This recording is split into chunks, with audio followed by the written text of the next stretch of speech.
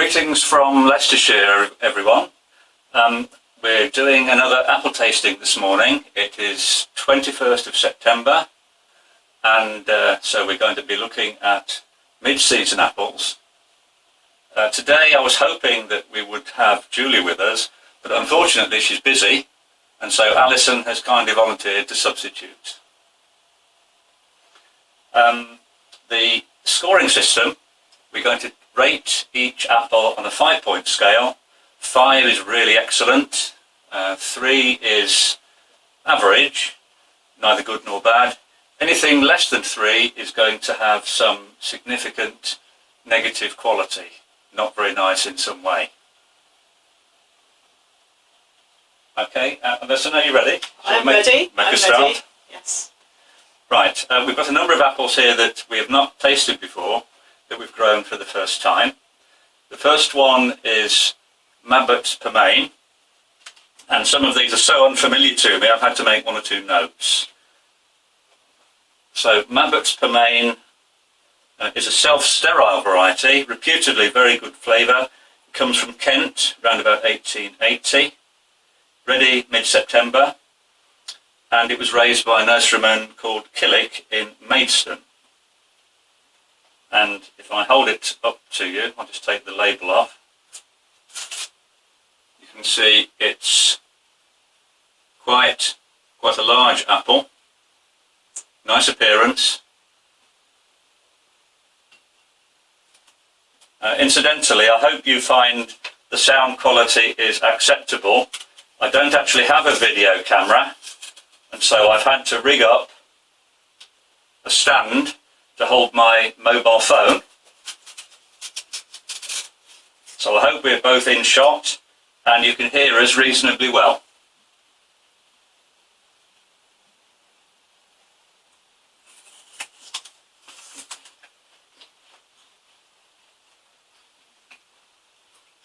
Right, this one's quite firm.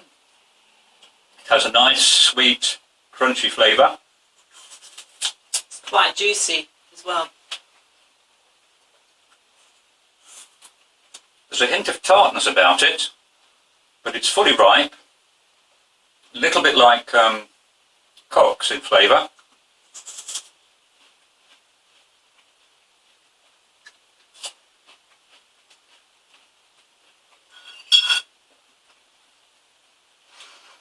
Nothing much more to say about it really. It's a little bit sharper than a Cox. It's funny you should say that, because I think it's quite sweet actually. Well, I suppose sweet and tart are not opposites. They can be both. No, but not really tasting the tart. I'd say the skin is a bit tough. Yeah, the skin is a bit tough. I think I'm going to give that a 4. I think I am as well. Yeah, it's very pleasant. So 4 and 4.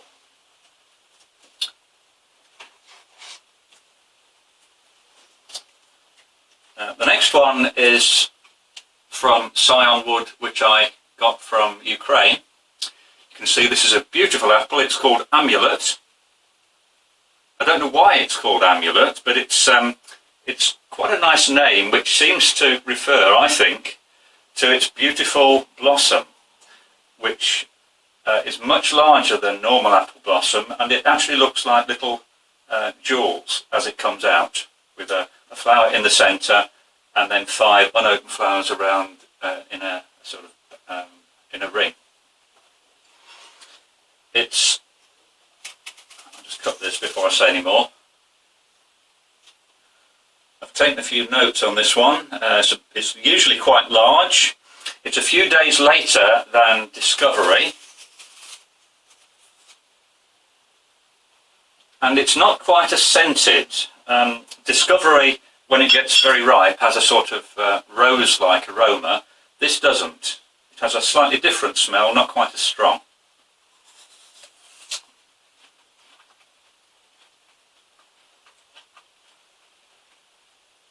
Well, that's got quite a floral taste to it though, hasn't it? Yeah. Compared with the other one that just tasted sweet. This one's actually got a bit more flavour. Yes, it's almost a little bit, well, I hesitate to say it, but grassy. You can sort of taste flowers in it. Flowery, I'd say, not grassy. Yeah. That's very, very good. I would rate that higher than the last one. So would I, yes. The skin's not so tough either. No, I think I'm going to give that is it worth a 5? No, I think a 4.5. But very, very nice. Well, I'm going to say the same, because having not done this with you, I don't quite know what a 5 is yet. So that's going to be a difference between when I do it and Julie does it, because she's obviously got her scale that she uses that everybody's used to, and I haven't got a scale yet. Yeah, okay. But that was very good. The next one is Pink Permain. This was bred by Albert Etta in California. You will have heard of him before if you've watched our videos before. This is one of his 7 surviving red-fleshed apples. And this was picked yesterday. There you go. Oh, I want to show people. Oh yeah, inside. let's show the people up there. I hope you can see that. Pinkish colour inside. Etta's idea was to raise pink-fleshed apples for high-end restaurants. That was back in the 40s. It never really took off, but he did release one of his apples commercially. But not this one.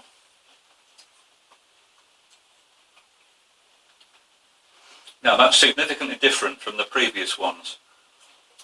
Very sharp, too sharp in a way for the colour. It might sweeten up a bit if it was left to ripen a bit longer, but I think basically it is ripe. Quite crisp, quite juicy. Yeah. I like that as a variation from the others. It's certainly not unpleasant. I think I'd go for a 4. 4, yeah, okay. But the skin, you kind of... The skin is a bit tough, isn't it? It gets, you leave it, it's Yeah. in your mouth at the end. Yeah, I'm giving that 4 as well. It's interesting. I think the trouble with it is, with the pink variety, you expect, well I expect, more of a raspberry, strawberry, red fruit flavour. And it hasn't got that. This one is from Poland. One of my old grafting students gave me a scion from his grandmother's tree, and it's called Costella.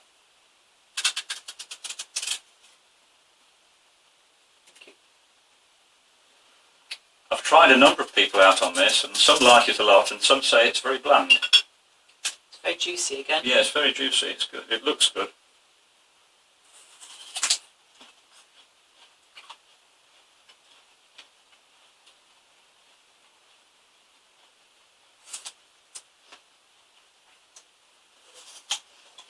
Quite crunchy, firm. I was expecting after you said that a very neutral taste, but it's got more flavour than that.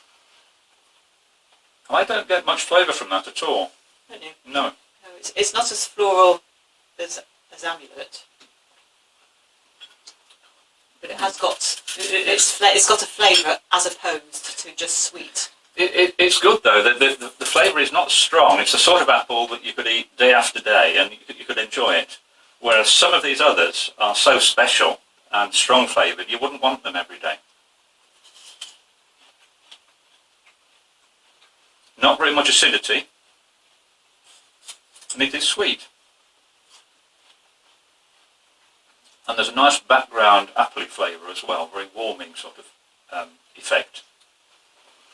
I think I sense that as a flavour, right? Whereas you sense it as a sensation.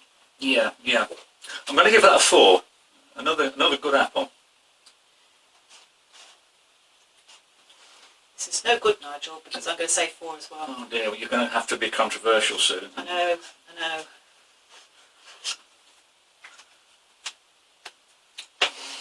Next we have a Leicestershire apple. This is Beaver Seedling. And for those of you that don't live in Leicestershire, Beaver is spelt Belvoir, Belvoir. And it originates from a person who used to breed apples, who worked at Belvoir Castle in Leicestershire, William Divers. That's what it looks like. And he obtained this apple, an eater, by crossing, let's find it, he crossed Annie Elizabeth, a cooker, with Dumoulin Seedling, another cooker, and he produced this eating apple. Those are both Leicestershire apples, Yeah. as a matter of interest. Yeah. So it's local apples, crossing with local apples. You want another bit? Right, okay.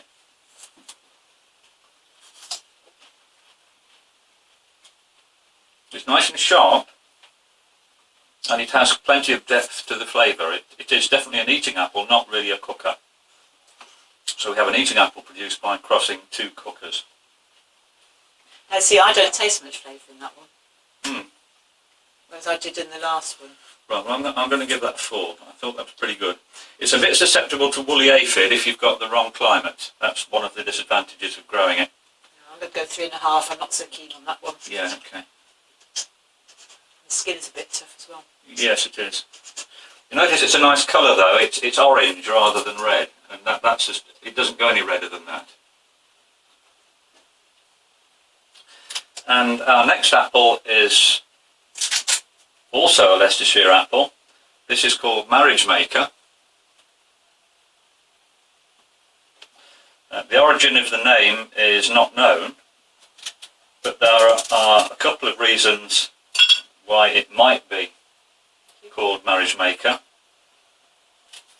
Frequently the apples occur in the tree in pairs. To show you the flesh, which is usually white.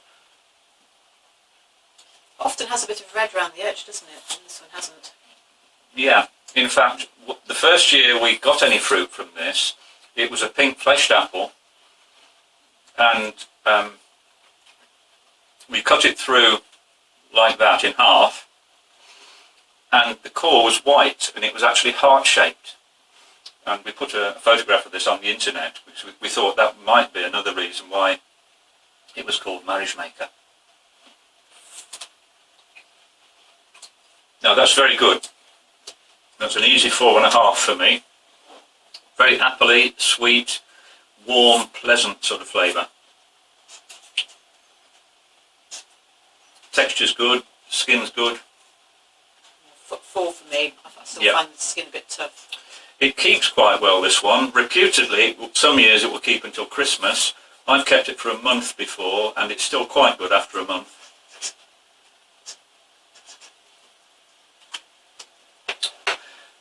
The next one is, it looks a little bit like James Grieve, but it's in fact Chiver's Delight, well known up to about 1960. It was raised by a member of the Chiver's family, who are well known for making jams, and this was the basis of Chiver's jams for some time. Presumably for the pectin and pectin out of it. Yeah, yeah. There you go. I've not tasted this before. Well, not that I can remember anyway. Very juicy. Yeah, very.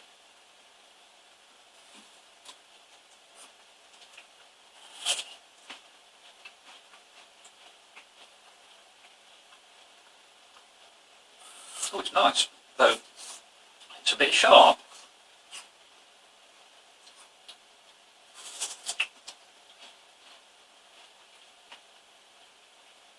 Can I have a bit of a slice without so much skin? Yeah. Yeah, the skin's a bit tough on this. Though I suppose if you're making jam with it, it doesn't matter. Well, actually, the skin is where the out of the pectin is just under the skin. I've been reading. Yeah, yeah.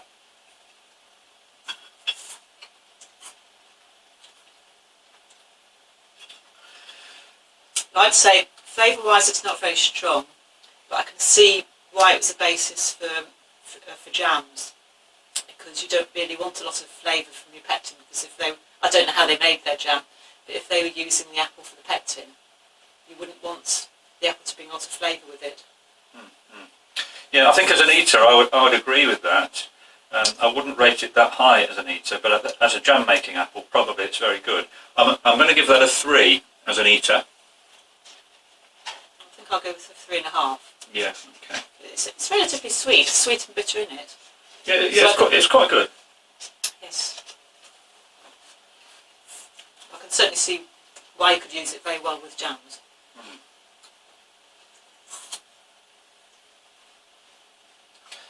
I don't know if Nigel's been telling you what we've been doing jam-wise with apples. Oh yes, Alison is making lots of single variety jams this year. So we've got Laxton's Fortune jam and Ribston jam, and I think we've got Pink Permain jam and Scarlet Surprise jam in preparation for our open day on the 23rd of October at Cosby. They all taste very different, don't they? Yeah, they all taste different colours. Yeah, different tastes, and the big variety of appearances. This one is Ribston, an apple from Yorkshire. It should be ready about October the 15th or so, but unfortunately this year the lack of rain is making it ripen prematurely, so I'm hoping the flavour is still okay.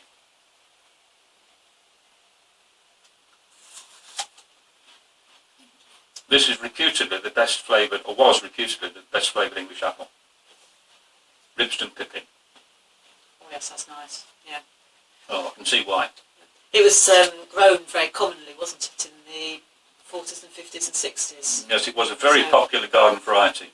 Whether it's ever been commercial in the sense of in shops and things, I don't know.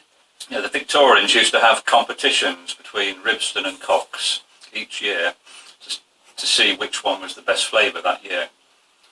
In fact, Ribston is the parent of a Cox's Orange Pippin. Well, that's really good. I think I'm going to give that a 5, even though it's not really ripened as it should. Well, I think I would as well. It's got lots of lots of depth of flavour around it. It's not just sweet. Yeah, it's rich and aromatic. And even though it's not quite as good as it is some years, it's better than any that we've seen so far this morning. It's usually a bit crisper, isn't it? Yeah, it is. Yeah. But it's been baked in the sun for a few weeks with no rain, so it does affect the texture. So, 4 to go. The next one is a German apple, Schneewittchen, which Alison tells me is German for Snow White. And this is part of our red-fleshed apple collection. You can see it's very, very dark. I'll cut you a bit without the skins. There you go. Do you think this was the apple with the seven dwarves then? Highly likely, I think, yeah. Spectacular appearance.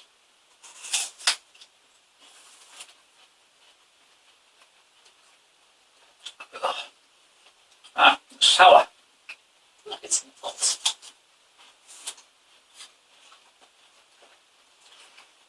I couldn't eat a whole one of those.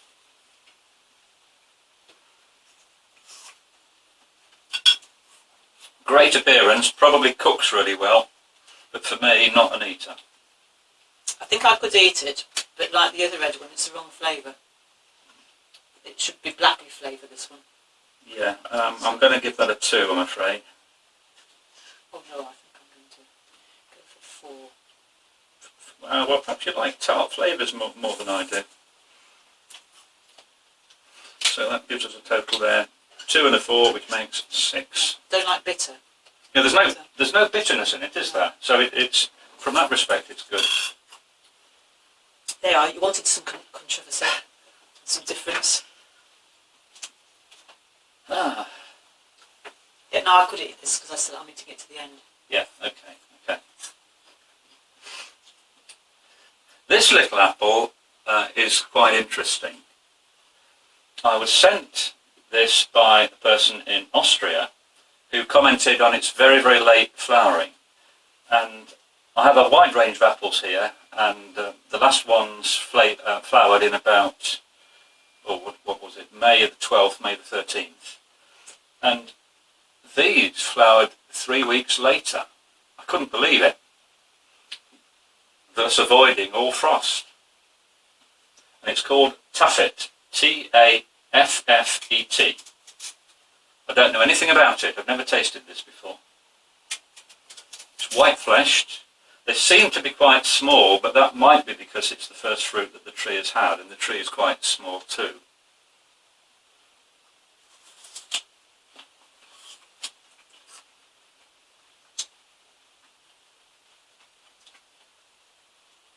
That's interesting. It's lemon flavour.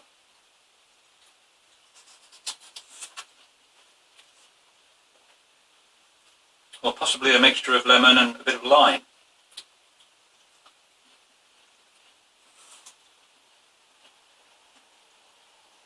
Skin's a little bit tough. Yes, now you say it, I can taste the lemon lime type of flavour. I would have thought that first. There doesn't seem to be much scent to it.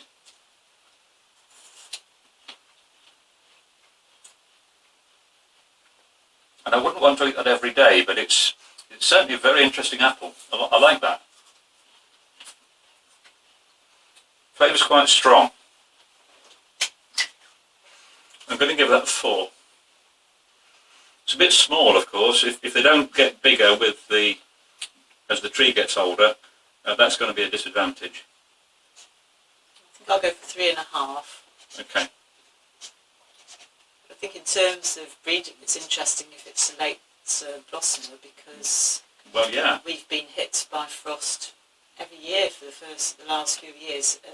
Not the whole apple crop, but 1 or 2 varieties. Well, yes, it makes breeding apples very, very difficult because for the last 3 years we found that the blossom has been hit, or the young fruit has been hit, and the hand-pollinated crosses that we've done, many of them have just been dropped and fallen onto the ground. I was thinking of the growers, really. Well, yeah, them too.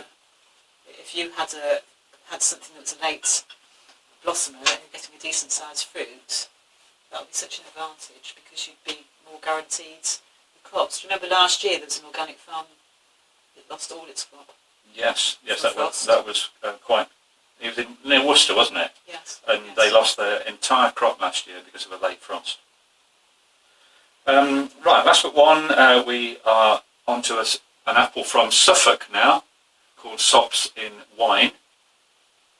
You can see it's very dark skinned, and some years this is red inside. But not this year. Not so much this year. It's a sort of dirty pinkish colour. But I know that if I keep these in the fridge for a couple of weeks, they do colour up underneath the skin, so you have a red band underneath the skin. Highly scented these are when they're fully ripe. We've got a little bit of damage here, looks like bitter pit, which is to do with magnesium and calcium uptake when you have an erratic water supply. This year the tree was kept very, very dry, and then we had a lot of rain just for a couple of days. Now, I'd like that flavour, which tastes of blackcurrants to me. Oh, it does. I can taste that now. Yeah. In that Schneewittchen. Don't know what the skin's like, but there's definitely a taste of blackcurrant. Yes, I can taste the blackcurrant there. Quite strong too. That's a really good flavour. I think that's the most interesting flavour of all these flavours here. Yeah, that's very unusual. I'm going to give that 4.5. In spite of the rather unattractive appearance. Or the unattractive interior appearance. The skin is amazing. Look at the colour. Have you got a score for that one? Well, I was going for 4 3/4 actually. No, you can't have quarters, we only have halves. Well, better be 4.5 then.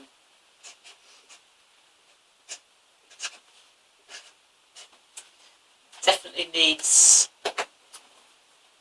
bearing in mind for breeding things though. I think the flavour in there is quite, I think unique's the word I'll go for. Yeah. Because I don't think I've tasted that in an apple before. Yeah, that would be worth using as a parent, I'm sure. That with a red fleshed. with a deep red flesh. Yeah, yeah. The earlier red one, which I think was That one. I thought should be raspberry, strawberry type flavour. Whereas this one, and the colour of that one, I would say should be blackberry, blackcurrant flavour. Yeah. Our final apple today is quite unusual. This is an apple sent to me by, well, the Cyanwood was sent to me by a friend in Estonia, and it's called Lea, L-E-A. And the interesting thing about this apple is that it's a seedless apple. Now, when I cut it through, we'll probably find it's got some pips, but a seedless apple is one which can produce fruit without pollination. And this apple can do that. If it gets pollinated by bees, you get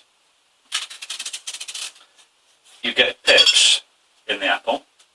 But if you cover the tree with a net and just let it do its thing, it will still form a crop.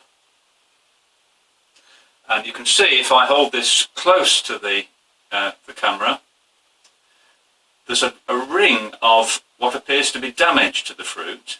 And it is damage because this is what happens when a fruit, when it's very tiny, is affected by frost. And it causes part of the apple to start forming russet. And you're probably familiar with Egremont russet as a variety, which the whole apple gets russeted. Well, other apples get russeted too if they get frost damage at the wrong time. So that ring is actually a ring of russet caused by low temperatures. Quite juicy. Yeah. Again, it's a sweet and tartish type flavour, but no other flavours with it. So I think I'd go for... Yeah, skin's good. Yes, 4.5, 3.5, no, 4 I think. I think that's very nice texture, very smooth, pleasant flavour, well balanced, bit of acid, bit of sugar. I'm afraid I'm just going to have to go to the door because there's a delivery. Oh, okay. Back in a minute. So you say 4.5? 4. 4, okay.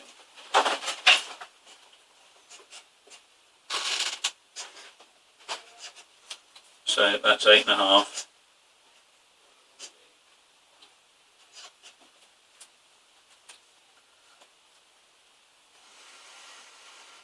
So, an interesting selection there. I'll just put that on our little notice board.